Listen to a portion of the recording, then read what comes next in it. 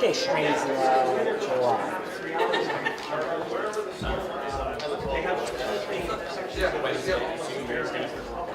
I'm going to be here, and then about 10:30, and then that way I can edit some video. And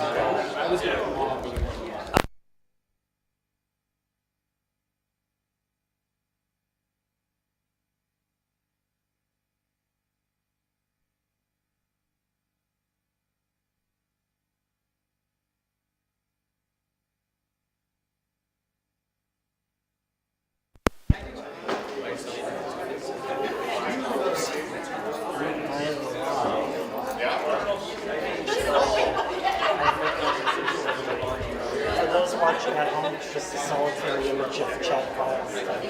Yeah, this is an exciting meeting. Right, the only guy working.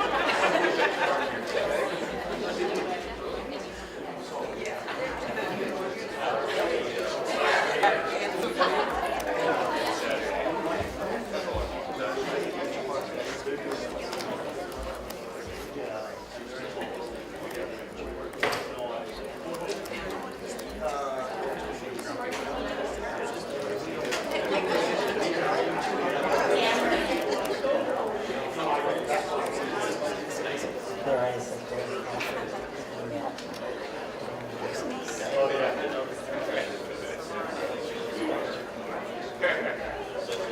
How is this in terms of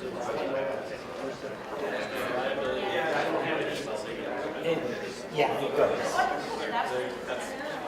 If it drops, it works.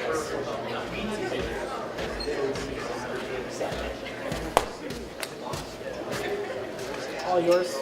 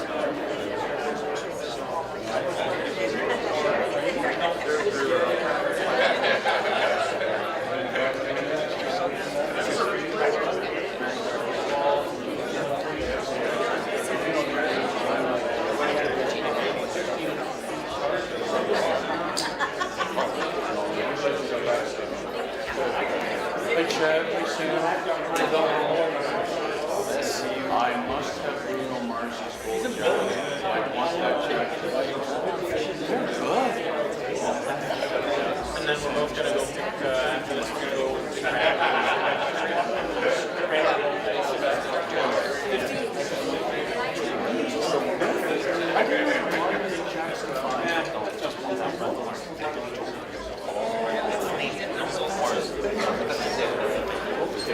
morning, Danny.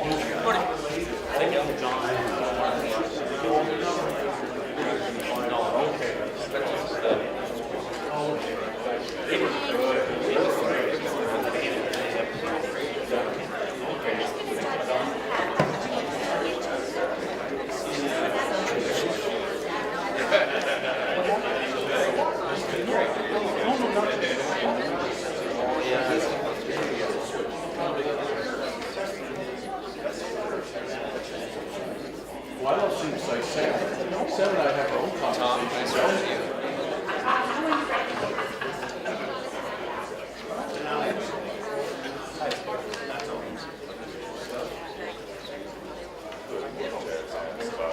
Mr. Chairman, good morning.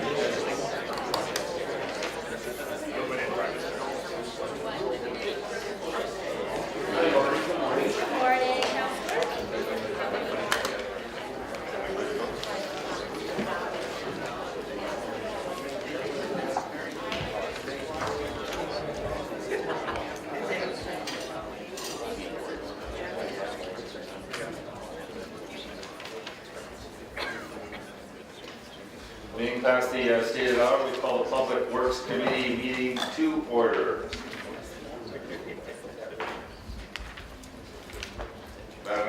Members of the public are advised that our meetings are webcast live by the City of Hamilton and temporarily archived on the city's website.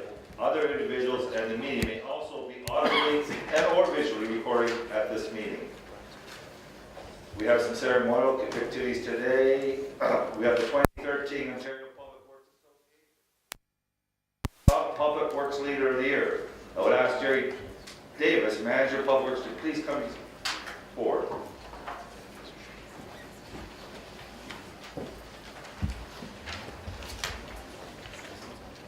Jerry, I'm pleased to have this opportunity to present you with the 2013 Ontario Public Works Association Top Public Works Leader of the Year Award.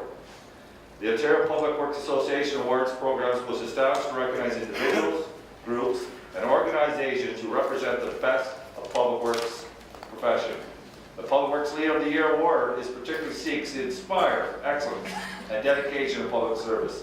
It recognizes the outstanding career service achievements of individual public works professionals and officials. Jerry was selected as the recipient of this award by his peers, so it is very special recognition.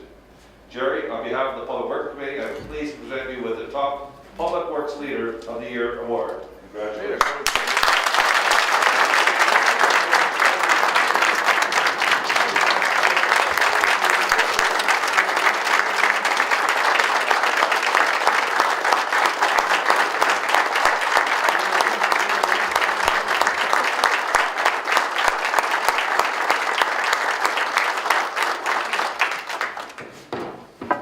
Thank you very much.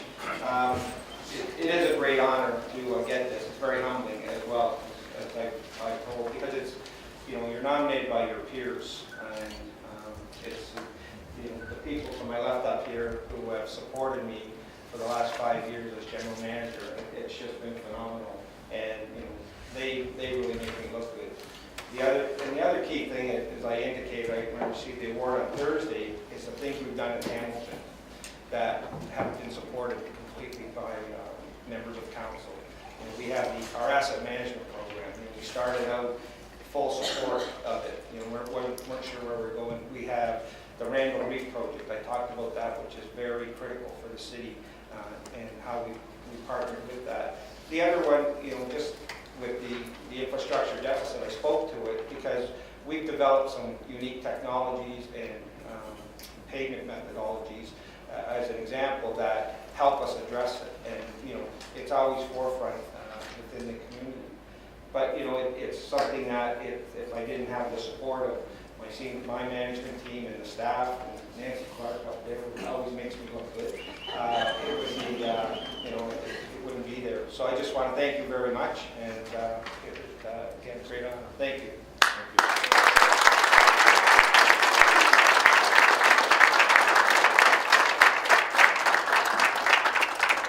We also want to thank all the good staff that helped make it look so good today. Okay, Madam Clerk, is there any changes to this?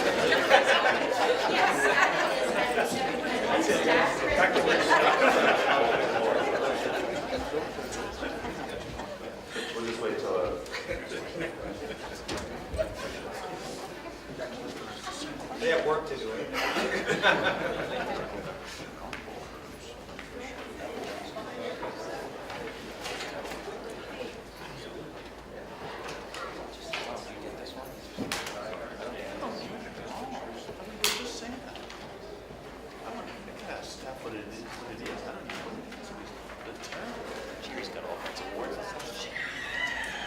Yes, Mr. Chair, there is added as item 7.1, presentation by staff regarding the proposed permanent closure and sale of a portion of public unassumed alleyway at 640 Upper James Street.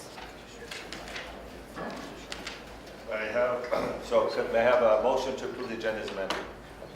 Moved by Councilor Bell, second by Councilor Collins. All those in favor? Carried. Any opposed? Carried. Are there any declarations of interest? Seeing none, we go to approval of minutes. Moved by Councilor Marilla, second by Councilor Jackson. All those in favor? Any opposed? Carried.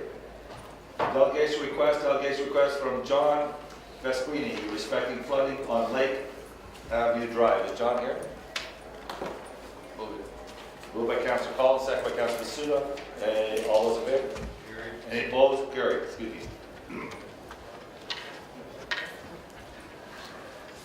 5.1 Halton Hamilton Source Water Protection Committee, April 23rd, 2013. Consent items.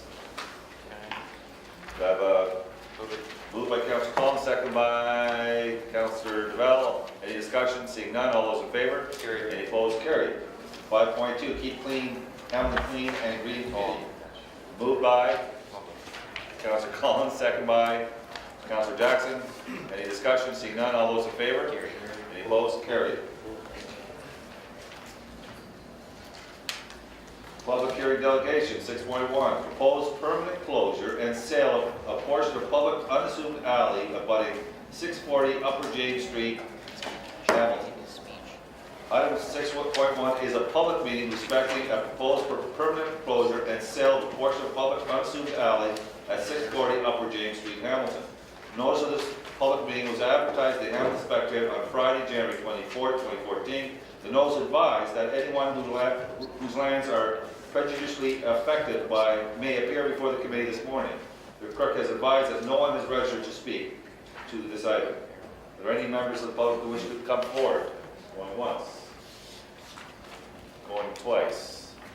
Bring it back. Are there members of the public who wish to come forward? Is closed. Moved by Councilor Collins, second by Councilor Masuda. All those in favor? Carried. Any opposed? Carried. So, can I pass the chair to, is it Councilor Marula? This is a Ward 8 closure, and I guess my biggest concern, if we sell the land, it appears, as I did do the walk, that we enable the commercial operator to expand the parking lot right to the fence line of a residential homeowner. Do we have anything to prevent or provide a buffer to ensure that that's not going to be the case? And the homeowner was not there to check. The homeowner was not there when I knocked on the door to see if they had concern.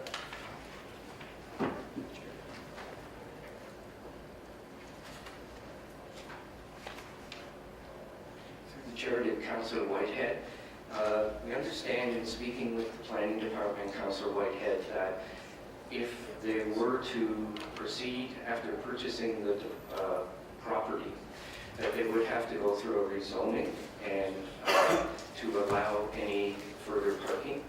And if the parking is greater than or equal to or greater than 5, a landscape buffer setback would be required of 1.5 meters, as well as a vertical fence or some type of block between 1.2 meters and above. I appreciate it. That's my only concern, committee, is the, I don't know about the actual purchase itself, for closure, because it's really not a functioning alleyway. But my biggest concern is that enabling certain commercial operators to expand their parking lots where the cars are butting the fence line of the homeowners. In this case, it's just one piece that's being, I guess, purchased by a particular commercial operator. The other one, as I understand, opposed. Is that correct, Chair? we had one opposition to the proposal. Yeah, and I think that's more of a dispute between the two commercial operators, is what I sense. So my only reservation was the planning piece. I think we pretty clear that the rezoning would be necessary. And at that point, we can intervene and ensure that the appropriate buffers are in place, not to impact the residents. So that, with that comment, I would support what's before us. So, take it, Chair. So on 6.1, all those in favor? Carried. Any opposed? Carried. There are no presentations, discussion items, installation, stop control, Trinity Church Road at Dixon, Dickinson, thank you, Councillor Jackson. 8.1, on the outstanding list. I'll move it, Mr. Chairman. Moved by Councillor Jackson, Seconded. second by Councillor Collins. Any further discussion? Seeing none, all those in favor? Carried. Any opposed? Carried. Street sweeper rebuild, 8.2. Is there any discussion 8.2? Councillor Collins. Mr. Chair, through you, I know we had previous reports here regarding the street sweepers last year, and they're referenced in the report that's in front of us.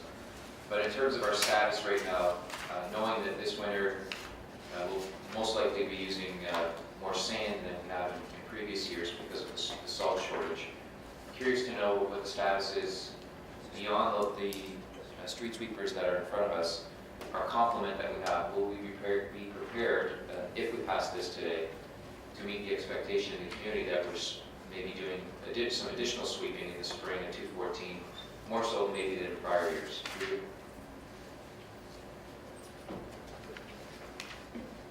Through you, Mr. Chair, Councillor, back when we worked with this report, we did discuss the contingency requirements around this very matter, and we're pursuing alternate contracted resources to assist if necessary, once we are able to assess this information. You're absolutely right. So that's a yes? Right. Yes. Thank you.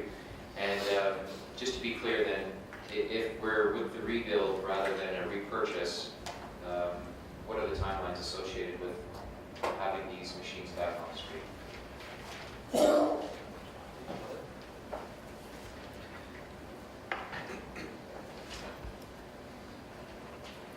Through you, Mr. Chair, we're looking at 90 days from the time they get over to the contractor, so we're probably mid-June by the time we're back in service on these three. Thank you, Councillor Miller. Okay, at this point, Councillor Jackson. So, Mr. Chairman, through you to, it's Lyle or Ryan. Can somebody just give me quickly the upside, downside versus purchasing new versus this single source supplier? I guess that's the only one that can do the rebuild of the current 18 units we have. And you want to buy 3 rebuildings, well, you want to rebuild 3 more of the current 18, Mr. Chair. Let me get that clarified. You want to rebuild 3 of the current 18 in the inventory? 3 to either Lyle or Brian, please. Through you, Mr. Chair, that's correct. We're going to rebuild 3 this year with the hopes of rebuilding 3 in subsequent years of pending capital approval. And the upside is not having to replace chassis that have not been fully utilized yet. So if my simple math, Lyle, 3 into 18, that's about, and you said 3 a year, that's basically over the next 6 years, you'll do 3 a year, and the lifespan of these sweepers will last us that long, through you, Mr. Chairman, to Lyle? Through you, Mr. Chair, so we have 18 in total, but not all of the same long year. So there are some that are younger, so we haven't included those. We have a dozen in the 2006 model year, and we're looking to rebuild all of those over the next 4 years, as long as the chassis can survive. So we picked the 3 that are in the worst possible condition this year, to hopefully use in this program. So Lyle, I read here 3 to rebuild, 600 grand, so that's about 200 grand per sweeper to rebuild. And roughly, what's the purchase cost of a brand new sweeper? Mr. Chairman, through you to Lyle or Brian, just to give me some handle on what a new cost would be. So we used about $320,000. So to rebuild is 200, but to buy a brand new one is 320. That gap is a lot closer than I would have thought, Lyle. I thought for sure that to purchase new might have been 2 to 3 times the amount to rebuild. And staff still want to go in the direction of rebuilding versus new sweepers that obviously would have much a longer life cycle. Mr. Chairman, through you to Lyle and Brian, obviously I'm looking for your best professional opinion, because I'm actually pleasantly surprised that the gap between purchasing new and rebuilding is smaller. Through you, Mr. Chairman, to Lyle.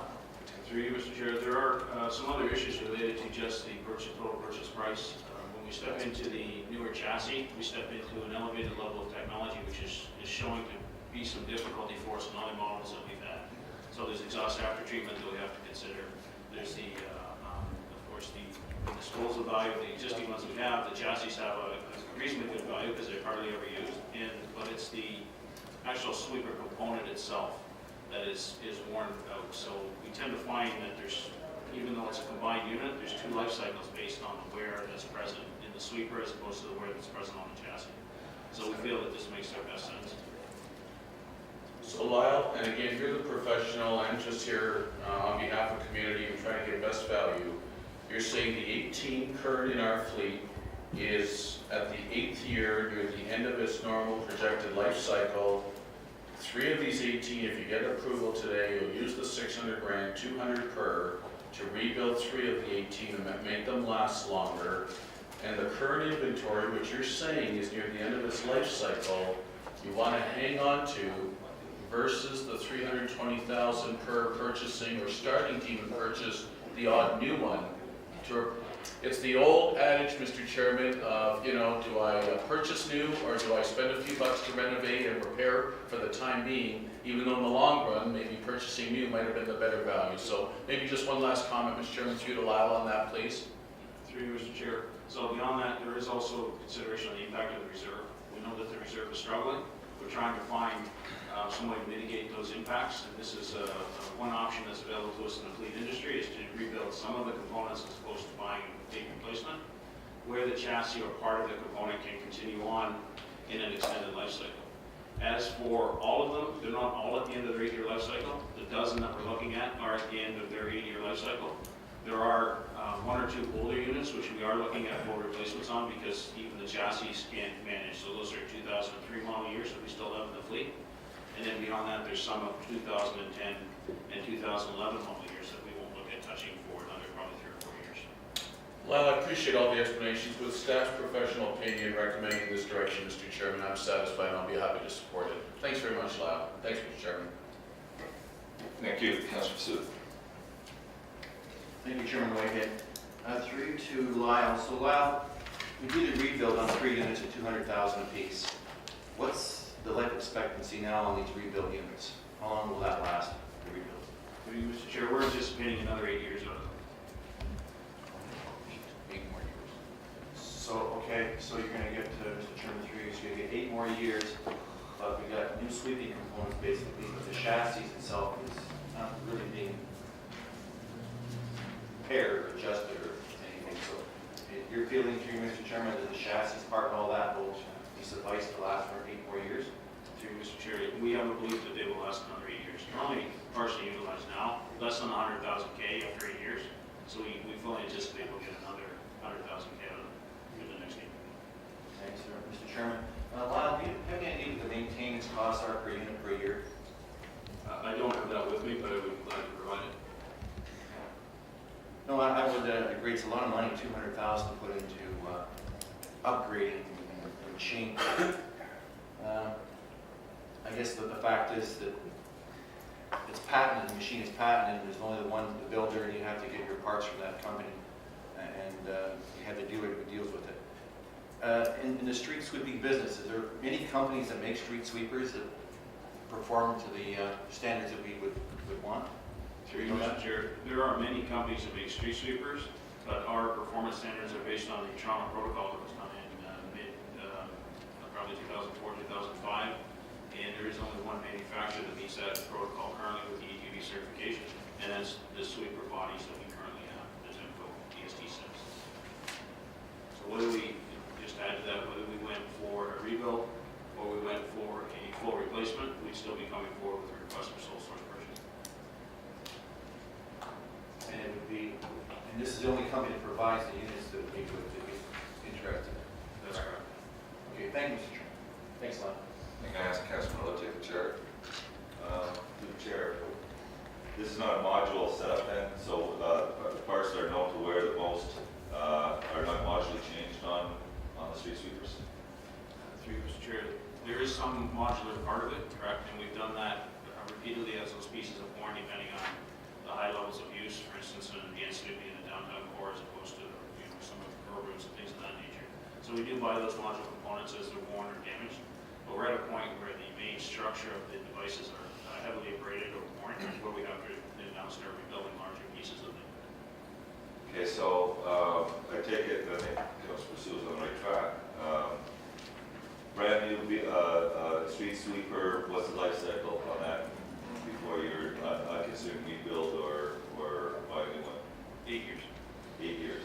The rebuild's going to give you 8 years. So you're not getting anything more between a new and the rebuild. That's correct. Maintenance cost of the rebuild, would that be much higher per unit on a rebuild versus a new one in that 8-year period? Through you, Mr. Chair, no, we're anticipating it to actually drop post-rebuild. We're looking, of course, at the restoration of some of the larger and more heavily worn components that are on there now that are causing us some grief today. So we're hoping to look to lower those maintenance costs going forward. Thank you. Those are all the questions I have. Take the chair back. So I need motion moved by Councilor Jackson, seconded by Councilor Suda. All those in favor? Any opposed? Carried. So now we're on motions. I'll recognize Councilor Merle on 9.1. Investigation of sidewalk snow clearing program. Thank you, Mr. Chairman. And I spoke with Councilor McCaddy yesterday, and in reading this particular motion, basically what it's requesting is the report that I initiated back in 2008 is exactly what it's looking for today. And I'm wondering if perhaps we can just expedite it by just reading that October 2008 report back and updating the numbers to make them more relevant in today's dollars. So through you, Mr. Chairman, to Jerry, or whoever would like to answer this question, could we not just simply update the numbers based on the 2008 report to today's dollars and go from there? Well, through the chair, I'll start and then Brian can answer. We have updated the unit prices and we've also updated the inventory. So we've been working on that so we can turn it around very quickly. I mean, we could get an email of all the council or we can bring back a report. If we bring back the report, through the next cycle with the numbers in it. But we have that. It's just a case of there's more sidewalks added to the inventory since the last. So do we actually need a motion or could it be just direct from them? Well, if we do it direct, we'll just mail it out to everybody with the exact numbers rather Okay, than. I have no the problem report site. providing that direction then, and we can just pursue it accordingly, without the motion. Thank you. So we do have Councilman, I don't know what Councilman Caddy's intent is with the motion. I thought, from my perspective, I thought we were looking for something a little more robust, with risk management assessments in regards to slips and falls, all those things that you would consider in the event that you would decide to pursue sidewalk snow clearing. So, and I remember those reports very clearly in the past, and it didn't have all that information. I think Maclean's magazine also did an article about our commitment to pedestrian traffic if we're not even doing the sidewalks. So I think there's some interesting pieces out there that should be incorporated in the report. Okay, and in speaking with Councilor McCaddy yesterday, I can't recall exactly if you wanted us to pursue the motion as it is or table it for return. I think the safest bet would be to provide direction for those numbers based on the report of 2008 and table this to our next committee meeting, at which time we can marry the two initiatives. Fair enough. Okay, thank you. Accept that. Staff are okay with that. So at this point, direction is being provided. That's just, I don't think we have a motion for that. No. And we'll table the actual motion to get better understanding what other information that Councilor McCaddy was looking for that may not be contained in that direction.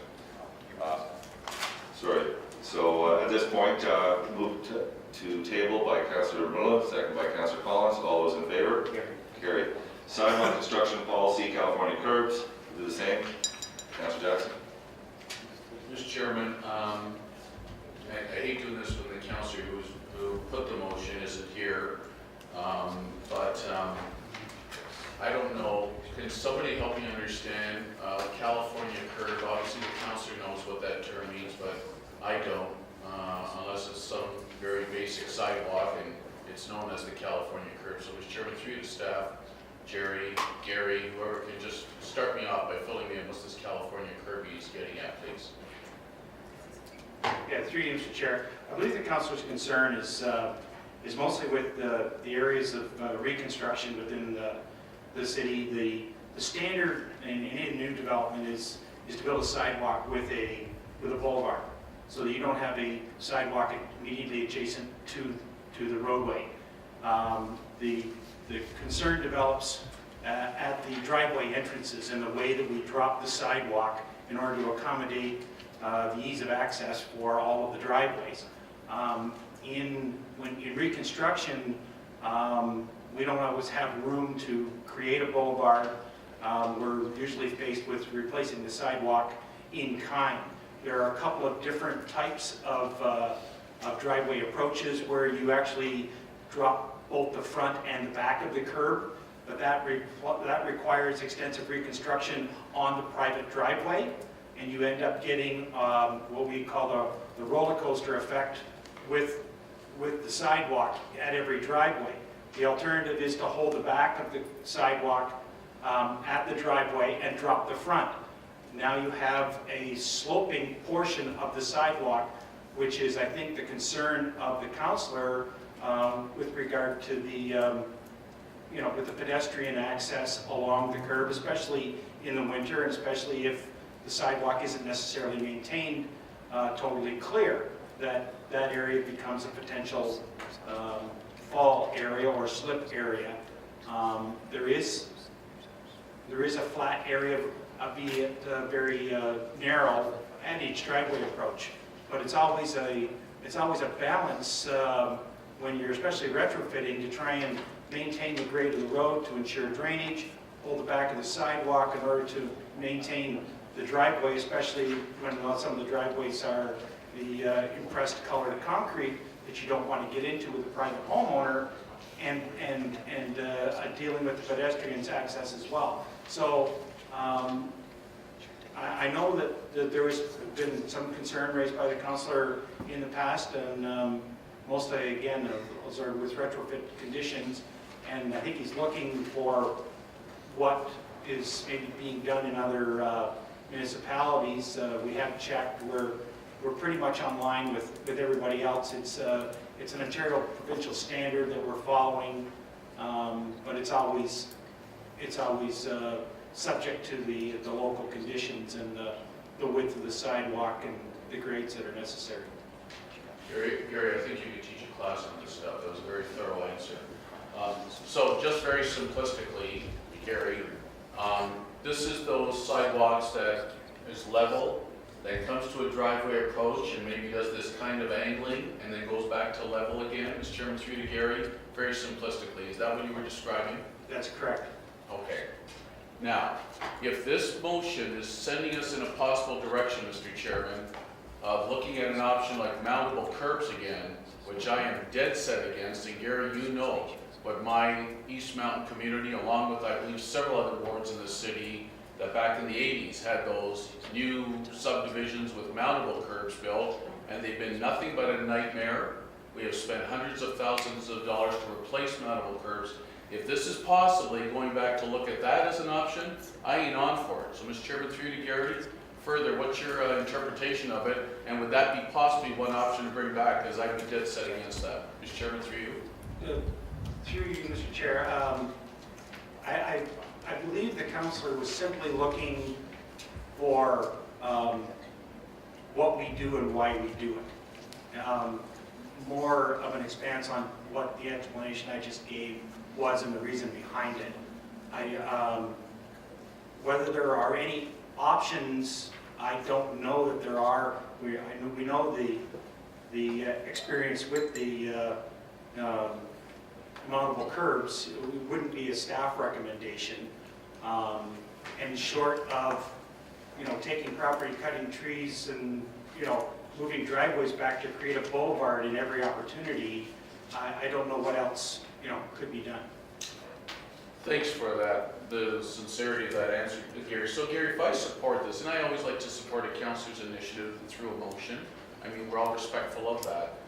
So you're pretty clear on what the kind of thing you're gonna bring back? Of course, it'll just be the feasibility of, there'll be nothing set in stone. This doesn't mean that, yeah, we're gonna change the policy completely and you're gonna go in another direction that's set in stone if we move this today. But if it's just you coming back and folks, here's what we do, here's what Oakville does, and here's what Toronto does, cost, you wanna try this, folks, here's the upside down. Is that the kind of thing here? Because I don't want to waste staff's time either, but I'm respectful of my colleague's motion. Mr. Chairman, through you, Gary, what would you be doing then, Gary? Please? Short of explaining why we do what we do now and how we do it and the rationalization behind it and whether it's any different than anyone else, I don't know what else would be brought forward. Thanks very much, Gary. So, Mr. Chairman, and especially with the councillor not here, if in a theoretical way we want to move this forward and Gary comes back with whatever simple or complicated report he wants to bring back, a complex report, I guess we'll leave it in his hands, but you've heard my concern of definitely eyeing on for one particular option and going back in time that caused so much aggravation and so much unnecessary cost to my constituents. Thanks, Mr. Chairman. And currently you don't have the motion in front of us. We have an option to table it or have somebody move it. My sense was there's pressures from the community in regards to pedestrian safety and walk. I think Councilor McKay understands the other side of the equation too in regards to mountable curbs and approaches. And I think this was just a comprehensive report he was looking for so that he could provide that information to those that are making those type of inquiries. That's my understanding of it. Councilor Duval, I'll recognize you. Thanks, Mr. Chair, and just for the committee's understanding with Councilor McKay, I think Gary hit it right on. He's looking for a reason why. I had the same problem up in the mountain where people were trying to understand why do we make the grading like that. It's difficult for seniors when they're on a flat surface and all of a sudden it bends a little bit if they're walking side by side. And some trips are happening, some falls. The other problem that we're facing that I understand is if we don't put that type of balance of a grading, then the cars can't get in onto the driveways without bottoming out or coming down hitting the front. So it's a compromise that we're trying to do, but I think that's what the understanding has to be out there to the public. That's why we do that. And I think that's what Council's looking for. Thank you. Okay, so at this point, we can, we have the motion before us. What is the desire of the committee, to table it or to move it? Ask for the reason why. We'll bring the report back. Okay, so moved by Councilor Bell, second by Councilor Jackson. All those in favor? All those in favor? Any opposed? Carried. Thank you. Actually, I want to, I failed to mention, but this is, I'll do it general information. So we'll move on to 8.11, general information business. We have outstanding business list, item approval for removal from outstanding business list, item N, installation of stop control tree Church Road at Golf Club Road, and B, item requiring revised due date. Item S, remediation of legal cost connections. The current date is February 3rd, revised date March 17th. Any issues, concerns, or I guess we move this? We're on the outstanding business list. So we want to move, we just dealt with the stop and control on Trinity Church Road. So it was on the outstanding list, so we want to remove that. And then we have a new date for the remediation of illegal cross connections. So moved by Councilor Bell, second by Councilor Pasuta. Any discussion? Seeing none. All those in favor? Carried. Any opposed? Carried. Councilor Bell. Yeah, and general information to, for you to, I guess, Jerry, Brian, whatever. First of all, the snow clearing this year, we've been getting a lot of compliments of the clearing, how fast it's been happening, and so on. We've had a brutal year. The problem that we're facing is many people are doing the best they can to clear their sidewalks and the driveway entrances to get in and out. And then we are constantly going down there and scraping it back onto the sidewalk and back on front of their driveways. Most people can do it on a normal weather pattern, but because it's fast freezing at nighttime, it becomes blocks of ice. And some of our plows are now getting close to the curb with the new snow and the old snow, and then pushing it on. They really don't realize it because they're moving forward and they don't see what they're doing at the side. So I'm getting a lot of complaints from many seniors that are saying, I can't move it, I don't have the machinery to move it, or I pay for a service. Some don't have the money, some are looking for volunteers, but apparently can't be done on the weekends, so they're housebound. So I guess through you, Mr. Chair, and I'm asking our staff, are we going to be looking at these on a one-on-one basis? Because some of the seniors, there's just no way. They're trying to. They're going to give us a heart attacks. How can we help the public out there right now with going through this? Because we're freezing up at night and there's no way that they can move. I'll start through the chair. So the sidewalk policy is a responsibility of the homeowner. There is instances where we've assisted, more through an emergency. But what we're looking for, because of the weather conditions, all our resources are out there working on maintaining the roadway and the service levels. So we really appeal to the community, the neighbors, the family members, or if they can hire a third party to assist them. And we have helped out, but again, to say we're going to start doing it, we just don't have the resources. If there's an emergency, we're there. It is very problematic. It's a short season, but it is a problem that we want to work with the community, but we need the community to work with us as well to assist. So ideally, as I mentioned, if there's family members or neighbors or the snow angels or helping hands, we provide all the agencies that are out there, but we don't have a program to go address it. If it's a health and safety issue, absolutely. So it is problematic, and we try to work with the community. But again, with the resources, we are out there trying to maintain the service level on the roads. I mean, when we come back with we'll come back with unit prices for addressing the sidewalks. That may be something under that program we could address that as well. So it happens very rarely. So where we can assist, we do, but we don't have a specific program, because if we did try to commit to it now, there'd be more calls and there'd be more complaints because we wouldn't be there. So it's a joint issue where we'll work together, but we need third-party help, as I said, neighbors, communities, families. And that's understandable to you, Mr. Chair, but there is times when the people have done their jobs, and then we somehow push it back onto their sidewalks with the claims and so. Most of those issues that we can address, and I understand that through each district, and they've been very good. But when the wind rose to the actual driveway, it is becoming a health and safety issue. And one of them is because they're old people and they can't go out there and chop the ice. They don't have picks. They don't have a family member around.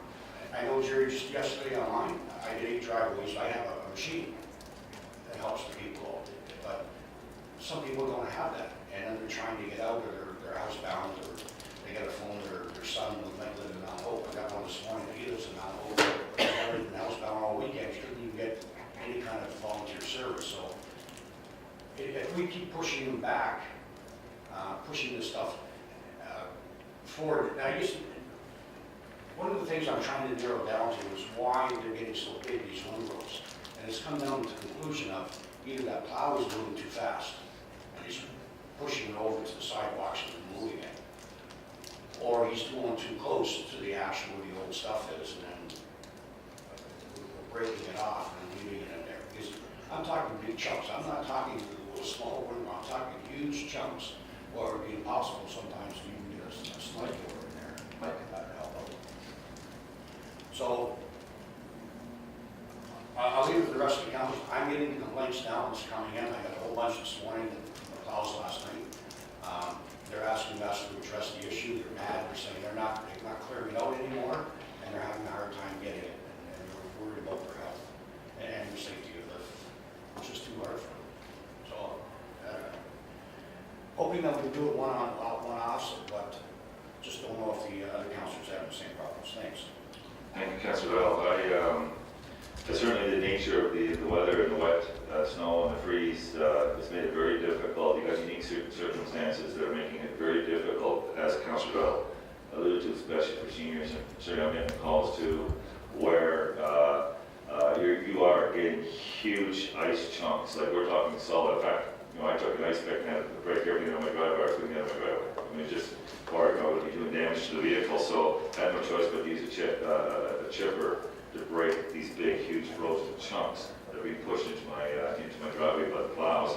I don't know what the answer is because I don't necessarily blame the plow drivers. I think it's the circumstances that we really have very little control over. Having said that, it is leaving people in dire need, and that's what's concerning to both Councillor Bell and I, and probably many others. So I would hope that those that are have health and safety issues, health issues, have to get dialysis or whatever, that we do whatever we can to facilitate them getting access to the driveway so they can attend those important appointments. I'm not looking for a perfect solution because I don't think there is one. I think the weather is being where we're standing this year, between the freeze and the cold and the wet, it's been a terrible combination and made it very difficult for our seniors. So I just want to highlight that. The other comment I was going to make on the general information, I'll pass the chair to Councillor Marilla, is I want to thank staff. I've been working with staff, again, on the same topic. Maclean's magazine did a poll, did an article about snow removal on sidewalks and talked about how many communities are actually taking the responsibility to remove snow off sidewalks, and talk about the fact that cities do not, they're still responsible for the liability. It's not the homeowner. So if somebody slips and falls on a sidewalk in front of someone's house, it becomes a liability of the city. We don't waive the liability in any way. And then Maclean's magazine goes on and said, we take responsibility for road clear for our people using roads, but we seem to have second-class policies when it comes to pedestrians and walkability. So it was a pretty interesting article in Maclean's magazine, and as a result of that, I've been looking and working with staff on a potential pilot program in Ward 8. I know that the last time I looked at it in regards to snow removal on the sidewalks, it was coming up, started at $16 per household and it went up to $34 per household. So I'm not sure what the exact numbers. I know Winnipeg's doing it for less than 22 per household. But again, it depends on the kilometer lanes of sidewalk. But I'm looking at empowering the community by providing the appropriate equipment, appropriate training. We've worked with risk management, public works.